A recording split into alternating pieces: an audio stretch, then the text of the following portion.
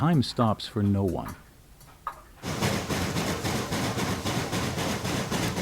For some, it goes too fast. For others, it's too slow. And sometimes when you lose track of time,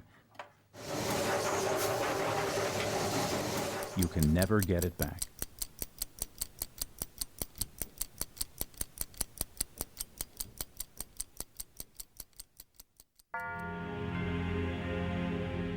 Kipton, the train going to Toledo, was supposed to pull off the track, but their clocks weren't synchronized properly, and the fast mail train had a head-on collision with the train headed toward Toledo. A nice little town, had a train station. It had 2 grocery stores, a hardware store. There were either 4 or 5 gas stations. The passenger train went through in the morning and in the evening from Cleveland to Toledo, and it was called the Plug. The mail was delivered on a post sticking out over the rail that they delivered, I guess, once a day and picked it up then.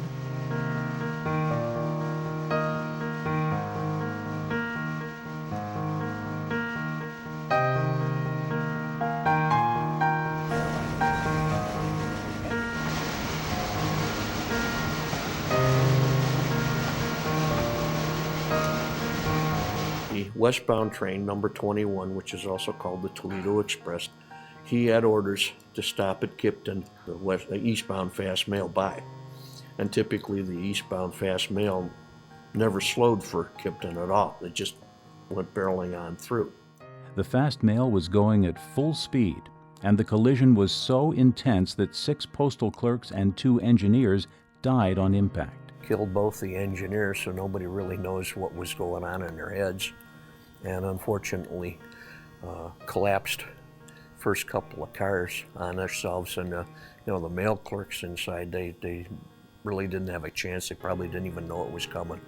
According to a report the night of the crash, the engine of the Toledo Express was knocked squarely across the track, and that of the fast mail reared in the air, resting on top of the other. The first and second mail cars were telescoped and smashed to kindling wood, and the third crashed into the first 2 and rolled over on the station platform. Passengers were thrown to the floor and badly shaken, but all survived. Between 1890 and 1900, there were 80 mail clerks that were killed because of train wrecks, and over 2,000 that were injured in train wrecks. One of the problems was that the letter cars were made out of wood, which just dissolved. The Postmaster General was soliciting Congress to have the railroads make their cars out of metal. And the other thing was that the problem they identified was that the watches of the 2 engineers were not synchronized. The watch of the one engineer had been off by 4 minutes. He dropped his pocket watch in a mud puddle. And of course then he had to bend down, fish out his pocket watch, and when he did, it wasn't running. And he had to swish it around in the water a little bit and get the mud off of it. And then it started running. So he went and he had his orders already, and he had his clearance to leave. So he went and got on his locomotive, and they left. What he didn't know was his watch had stopped for 4 minutes. Most of the details of the crash that have been passed down in history seem to stem from an article written by reporter James Morrow in 1910, which was a result of a personal interview with Webb C. Ball. Either way, there's no denying the deadly crash occurred, and as a result, crash investigators realized the importance of developing a better way to improve railroad watch accuracy. Members of Congress came to Cleveland, and they were staying downtown Cleveland, and they happened to walk by Webb C. Ball's little small repair shop. And there in the front window was a chronometer showing accurate time. And, the congressional members were quite impressed by this. When Standard Time was adopted in 1883, Ball was the first jeweler to use time signals to bring accurate time to Cleveland on July 19, 1891. So after the wreck in Kipton was viewed and the railway officials with the Lakeshore Line realized the cause of the accident, The general superintendent of the line enlisted Webb C. Ball to institute accurate timekeeping on the railroads as their chief time inspector. This was a huge city. It had everything. It had steel, it had oil, it had everything going on. The Rockefeller fortune was here. It was a very, very vibrant city. That vibrancy, of course, brought all the railroads here, and you had a great draw for putting together this history with the railroads and the watches because of everything that was going on here. Everything came in and out of Cleveland one way or another. It was that entrepreneurial spirit happening in Cleveland, Ohio at the turn of the century that Webb C. Ball became a part of. He was already a well-known jeweler and watchmaker, but he was in the right place at the right time for a massive business opportunity. Thanks to his keen entrepreneurial thinking, he was able to seize the moment. Ball's role as chief time inspector not only enhanced his business and image even more, but it drastically impacted the railroad industry. The initial movement to standardize time for the railroads began a bit earlier in the 1870s to improve uniformity in time across the country and reduce the number of accidents and near misses that were becoming more frequent as train travel increased. Watches and clocks were fairly expensive up until they were mass produced, so most people depended on a town clock or a church clock to figure out what time it was. And each of those towns would have had their own time because typically they weren't real accurate, the clocks, so you reset them usually or adjusted them daily or every couple days at noon when you had the sun out and you could check your sundial. So, you know, the people in Cleveland would have had a different time than the people in Euclid or somewhere just a few miles away. But with the Industrial Revolution and the coming of the trains, where you had trains going along 20, 30, 40 mile an hour and coming from opposite directions, and I have the time from my hometown an hour west of here and you had yours from east, it made for some spectacular wrecks along the railroads. And so the railroads really took the lead in standardizing time and eventually dividing the country into time zones. Webb C. Ball was instrumental in keeping trains running on time by developing high-quality, precise timekeeping. He developed the standard watch to use on the railroad. It had to be accurate to within 30 seconds a week. It had to not vary more than a couple seconds a day in any position. And when he did this, he was able to at least make the railroad safer for individuals and the workers so that maybe there would be fewer accidents. According to the National Railway Historical Society, there was no systematic recording of railroad accidents until early in the 20th century, when the Interstate Commerce Commission made meticulous records of the causes of rail accidents. So there is no way to determine how many accidents were prevented by the work done by Ball and his employees. But many collectors and historians believe it may have been hundreds, if not thousands, of lives saved over the years. As more and more accurate timepieces made their way onto the railroads, gosh, the collisions just went way down. A lot less loss of property and life. And the people who appreciated it most were the guys running the steam locomotives, because they were the first guys to get killed in a collision. They wanted to have one guy in charge of it nationwide. So I think, you know, he got the nickel plate first because they were in Cleveland. He would get the Pennsylvania, the B&O, the C&O. They all just really fell into line. Really at the apex of his career, he controlled timekeeping on 125,000 miles of railway throughout our nation, Mexico, and Canada. And that's not just the railroad watches that the men wore, but also the clocks and the depots and the station houses. Depot and station house clocks were used by the railroad workers to check the time on their watches before heading out on a trip, tracking when the watch was regulated in a logbook. And the time on the clocks, designated as standard clocks because they were high quality and maintained strict standards, was set by a time signal transmitted by telegraph once every 24 hours through the U.S. Naval Observatory. If you were an engineer or a conductor, you were basically ordered to go purchase one of these watches, and about every week or so you had to have the watch checked by the time department and make sure your watch was running properly. According to the National Association of Watch and Clock Collectors, the actual inspectors were the same jewelers who were the Ball Watch Company dealers.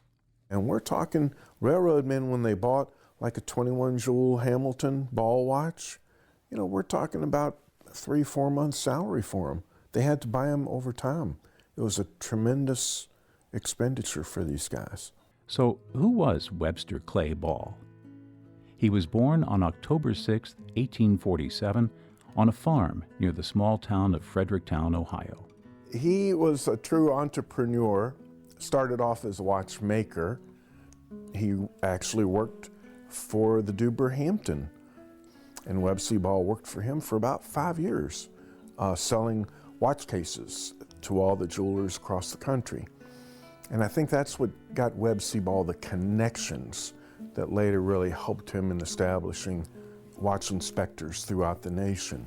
Born in Knox County, he apprenticed down in Mount Gilead, Ohio. He couldn't hold a job. It was kind of surprising. He worked for a jeweler for a few months, and then he'd leave, but he really just didn't quite seem to hold a job for a long period of time until he bought out, there was a jewelry store that he worked at as a watchmaker called Whitcomb and Metten, and they were downtown Cleveland. Webb C. Ball went to work there, bought out Mr. Metten, and the jewelry store name changed to Whitcomb and Ball. It's interesting how he got started from such humble beginnings in Knox County, working for other jewelers, into opening what was referred to as the Tiffany's of the Midwest.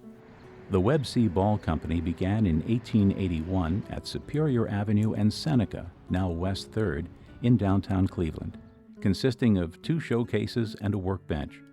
It was incorporated in 1891 and moved into its own building at 1114 Euclid Avenue in 1911. Largest jewelry store between Chicago and New York. Fantastic, unbelievable. Outside the building, a large bronze Webb C. Ball clock became an iconic sidewalk fixture. The railroad watch business enhanced his company so much that inside the building it was separated into 4 divisions: the Ball Retail Jewelry Store, the Ball Watch Company, the Ball Railroad Standard Watch Company, and the national headquarters of the Railroad Time and Watch Inspection Service, which was established by Ball. The last division performed time inspection services under contract to the railroads. As you can see by these Ball catalog photos, the showcases inside the store sparkled with fine jewelry and other high-end gifts, including vases, mirrors, and polished silver. When they closed the jewelry store, they had 13 volumes called the Diamond Registers, and these listed all of the names of Cleveland notables who purchased diamonds from Webb C. Ball. And, these went up to $50,000, $60,000 for a diamond. Although Ball was a jeweler and became even more well-known for his watches, he never actually made the watches himself. He used his remarkable business skills to acquire nothing but the best and make them even better. When Ball got watches, and he got them from various companies. He got them from Hamilton, he got them from Waltham, he got them from Elgin. His kind of persuasion to get these companies to sell more watches or clocks, that if you put my name on them, we're going to sell them more. People associate me with quality and accuracy, therefore maybe I can sell your clocks, and I think it must have worked. Believe this or not, but a lot of the watch companies didn't like Ball at first because he kind of played the 800-pound gorilla with them. He went to them and said, listen, guys, this is how they're going to be made. And a lot of these watch companies said, we can make them a whole lot cheaper and we don't need to do it this way. But Ball stood behind his high standards, and the railroad company stood behind Ball. He ordered watches to a certain specification and then made sure they worked right, so he could proudly put his name on them. One of the advertisements was, buy a Ball and time them all. Another more familiar saying reportedly stemming from Ball is, get on the ball. And when he got these watches, the watches were again dismantled and reconstructed so that they ran in such a way that they kept time to within a very few seconds a week. And that's what made the watches exceptional. According to Ball watch collector Joel Sarich, that quality came from the critical adjustments Ball made to these watches. He had several people working for him and several watchmakers. He had one lady that worked for him for quite a while. Her name was Mary Babcock. And Mary was the lady that wound all the watches up when they were tested and put them either in refrigeration units to test them in the cold or in ovens to test them in heat. After testing them, if any of the watches didn't run right, she'd send them right back to the watchmakers. And I read it in one account that one of her observations was when the watch wasn't timing properly, it was always an adjustment with the hairspring that had to happen. The hairspring is the fine spring on the balance wheel that governs the amplitude of the swing of the balance and hence is the heart of the timekeeping mechanism of the watch. Ball also required that all of his watches have at least 17 jewels for railroad accuracy. The jewels, of course, are the bearings of the pivots of the wheels, and a 17 jewel watch would be jeweled throughout the watch all the way up to the center wheel. Collectors say you can't miss a Ball watch based solely on its unique look. The decoration on a watch is called damascening, and he decorated them in a certain way, and you can always tell a Ball watch. Even if you don't know the name, you can tell it by the decorations on the movement. Well, they're always signed, but there's always extra quality to them. These were lever set. Right here at the edge of the dial by the 2, there's a little lever. That was so that when the watch was set to time, you couldn't alter the time on that watch. The little screws on the sides here. Don Barrett is an expert on Ball watches. He's been collecting them for decades and has amassed quite a collection over the years. Well, how many I have, you know, it's literally a mind-boggling number. The good ones are certainly kept, you know, off premises at the bank. He says it all started years ago in Virginia. I'd always liked antiques, so kind of quite by accident, I was in an antique shop and happened to buy a Hamilton 992 railroad pocket watch for $25. And a few days later, a fellow came over and bought it from me for $100. Since then, collecting watches and clocks has become Don's passion. Just ask his wife, Karen. It goes back to when they were just dating. I found our dates weren't typical dates going out to dinner or movies, but they're going to watch and clock shows. So I should have known very early on that I had a gentleman with a obsessive compulsive disorder for pocket watches. Years later, his hobby is the driving force behind the business he and Karen own in downtown Kent, Ohio. City Bank Antiques. There for a while, when Karen and I would go to the watch shows, we would walk in the room and people would just absolutely swarm our table. It was unbelievable. But in recent years, all of that has changed.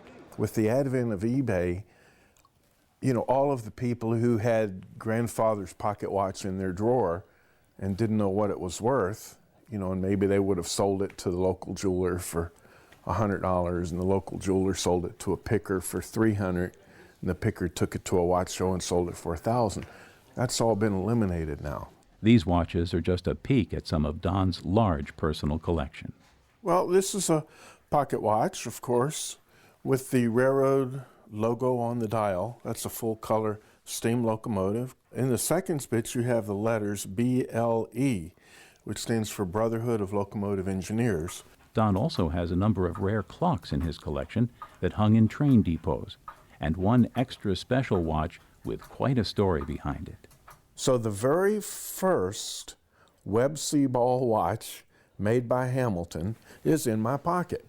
And it was Webb C Ball's personal watch. He says he got a call from an antique dealer in Cleveland saying he had a Ball watch with serial number 601. I'm thinking to myself, there's no way, I've never heard of one this low. The story comes straight from the grandson of the original owner. His grandfather worked on the railroad. His legs were caught between two railroad cars. Cut his legs off. He says his grandfather was in the Union and they gave him the job of running the elevator in the BLE building. He sat on a stool and ran the elevator up and down.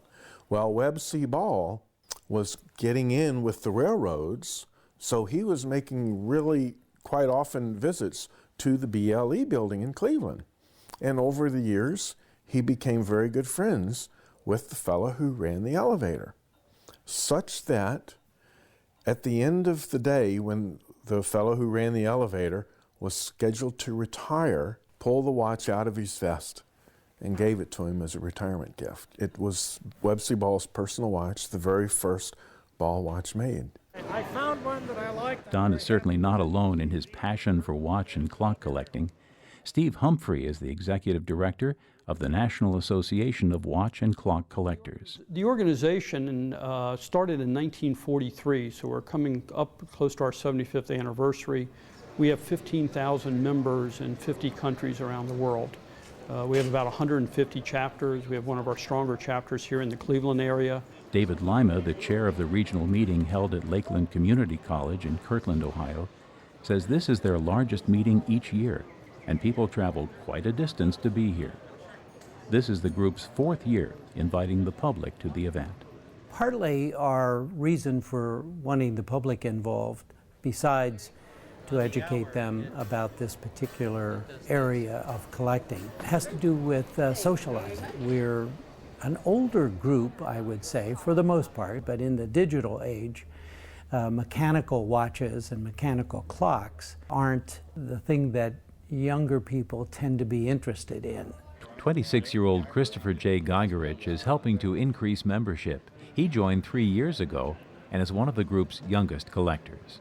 I got interested in watches and the mechanics of them, and actually ended up at Don Barrett's shop down in Kent, and he's got a lot of Webb C. Ball stuff as well. Started researching it a little bit, and it just kind of spiraled out of control from there. He says he has about 10 Ball watches and a few Webb C. Ball schoolhouse clocks. I was already collecting railroad watches, and naturally you would go to, that's the high-end stuff, is the Webb C. Ball watches. He's hoping other young people will follow in his footsteps. A lot of people my age don't know the history of Cleveland and all the great people that were here at one time. I think it's just part of our heritage, and especially from the manufacturing standpoint. A lot of what goes on today in manufacturing was developed because of clock and watch manufacturing, especially mass production. 30-year member Thomas Borkowski is displaying one of his Ball clocks in the North Coast Regional Exhibit tied to some important Cleveland history. This clock was the master timekeeper at the Collinwood Railroad Yards on 152nd Street in Cleveland. The clock was taken out in 1960 when the roundhouse was torn down.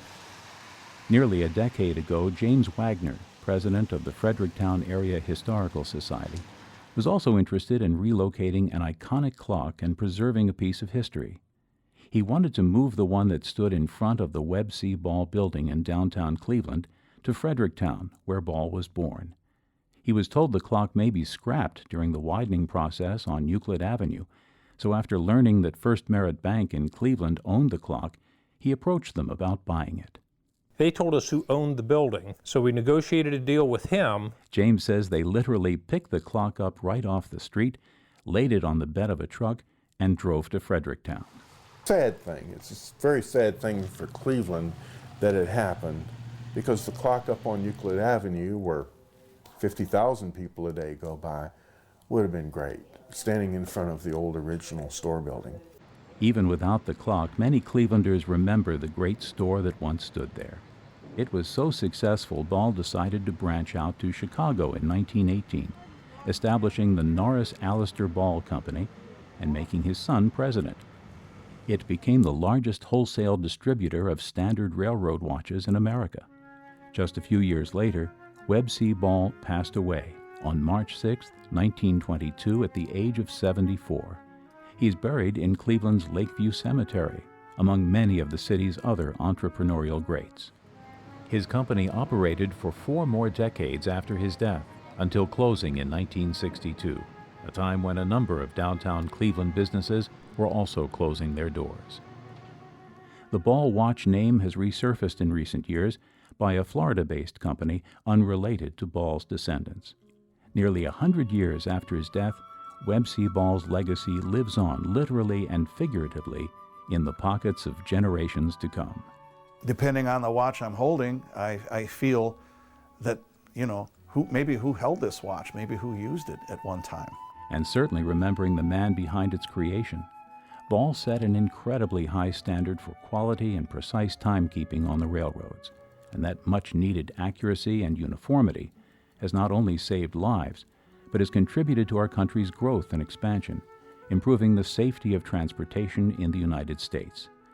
There's no way to calculate how many lives have been saved or touched by Ball's work, but there is no denying the quality that went into each timepiece etched with the Webb C. Ball name.